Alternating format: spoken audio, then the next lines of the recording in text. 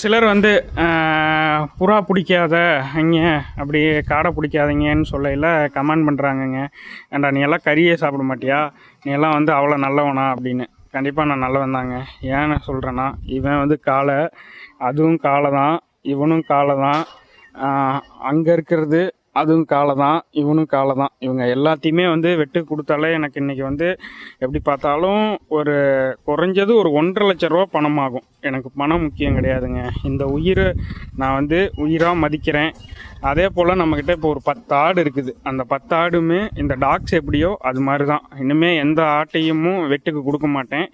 அது வந்து என்னோடய வாழ்க்கையோட ஒரு லட்சியமாகவே நான் இதை எடுத்துக்கிட்டேன். மாடை வெட்டுக்கு கொடுக்கக்கூடாதுங்கிறது இது எங்கள் அப்பாக்கிட்ட இருந்து அது காலங்காலமாக வந்து வர்றது. அது ஏன்னா மாடு வந்து எங்கள் குலத்தொழில். அந்த குலத்தொழில மாட்டை வந்து வெட்டுக்கு கொடுக்கறது வந்து இது அப்பா பாருங்க சொரிஞ்சு கொடுத்துக்கிட்டு இருக்காரு. நம்ம வீடியோ எடுக்கிறது தெரியல. குலத்தொழில வந்து இது மதிக்கணும்.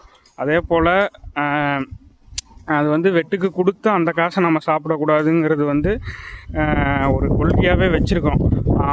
அது மாதிரி தாங்க இவனும் காளை தான், இவனும் காளை தான். இவன் எந்திரிக்கல, கொஞ்சம் அப்பப்போ கொஞ்சம் உடம்பு சரியில்லாமல் போகுது. அவனும் காளை தான். இது எல்லாமே இனிமேல் நம்மக்கிட்ட தான் இருக்கும்.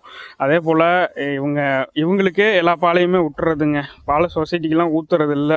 ஏன்னா குழந்த கன்று சொசைட்டிக்கு ஊற்றி அந்த காசை பார்த்து பாவத்தை சேர்த்துறதோட இவங்களோட பாலை விட்டு வர்றது. காசு நமக்கு பெருசு இல்லைங்க. கண்டிப்பாக நாம் நல்லது பண்ணோம்னா ஆண்டவன் ஏதோ ஒரு வழியில் நமக்கு நல்லது பண்ணுவாருங்கிறது நான் நம்புகிறேன். அது நடந்துக்கிட்டு தான் இருக்குது இன்ன வரைக்கும்.